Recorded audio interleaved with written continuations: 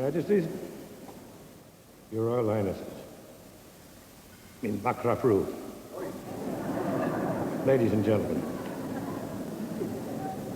I thank the Swedish Academy for finding my work worthy of this highest honor. In my heart, there may be some doubt that I deserve the Nobel Award over other men of letters whom I hold in respect and reverence.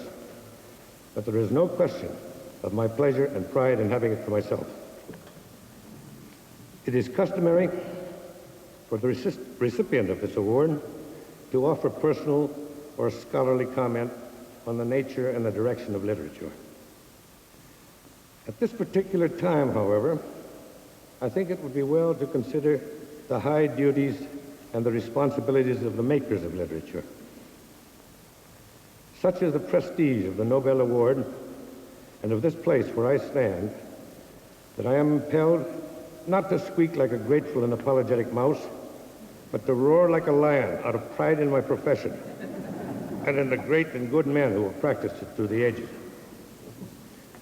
Literature was not promulgated by a pale, emasculated critical priesthood, singing their litanies in empty churches, nor is it a game for the cloistered elect, the tin-horn mendicants of low-calorie despair. Literature is as old as speech. It grew out of human need for it, and it has not changed except to become more needed. The skalds, the bards, the writers are not separate and exclusive. From the beginning, their functions, their duties, their responsibilities have been decreed by our species. Humanity has been passing through a gray and desolate time of confusion. My great predecessor, William Faulkner, speaking here, referred to it as a tragedy of universal fear, so long sustained that there were no longer problems of the spirit, but only the human heart in conflict with itself seemed worth writing about. Faulkner, more than most men, was aware of human strength as well as of human weakness. He knew that understandably, I have been reading the life of Alfred Nobel, a solitary man, the books say, a thoughtful man. He perfected the release of explosive forces, capable of creative good or of destructive evil, but lacking choice, ungoverned by conscience or judgment. Nobel saw some of the cruel and bloody misuses of his inventions. He may even have foreseen the end result of his probing, access to ultimate violence, to final destruction. Some say that he became cynical, but I do not believe this. I think he strove to invent a control, a safety valve. I think he found it finally only in the human mind and the human spirit. To me, his thinking is clearly indicated in the categories of these awards.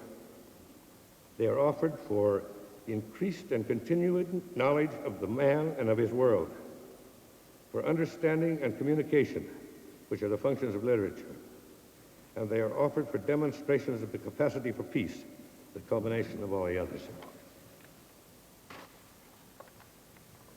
Less than 50 years after his death, nature was unlocked. The door of nature was unlocked, and we were offered the dreadful burden of choice. We have usurped many of the powers we once ascribed to God. Fearful and unprepared, we have assumed leadership over the life or death of the whole world, of all living things. The danger and the glory and the choice rest finally in man. The test of his perfectibility is at hand. Having taken godlike power, we must seek in ourselves for the responsibility and the wisdom we once prayed some deity might have. Man himself has become our greatest hazard and our only hope. So that today, St. John the Apostle may well be paraphrased.